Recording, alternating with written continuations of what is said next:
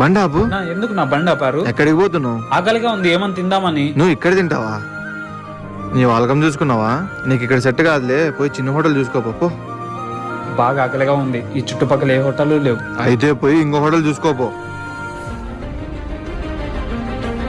చెప్పరా. రే, ఇక్కడ మీ నాన్నకి ఎవరో అవమానించి మాట్లాడుతున్నారా? వస్తున్నా.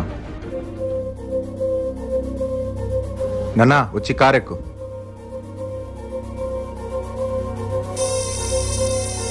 సార్ మీరా? నన్ను ఇంత కష్టపడి చదివించి పొజిషన్లో పెట్టింది నువ్వు ఇలాంటి వాళ్ళతో అనిపించుకుంటే కాదు. అప్పుడు వచ్చిన వ్యక్తే కదా ఇప్పుడు వచ్చింది. రెస్పెక్ట్ మారింది. కారు ఉందన్నా. Sorry sir. సారీ నాకు కాదు, తనకు చెప్పు. Sorry sir. ఏందిరా నాన్న అందరూ ఇలా అయిపోతున్నారు? ఇది ఇండియా నాన్న.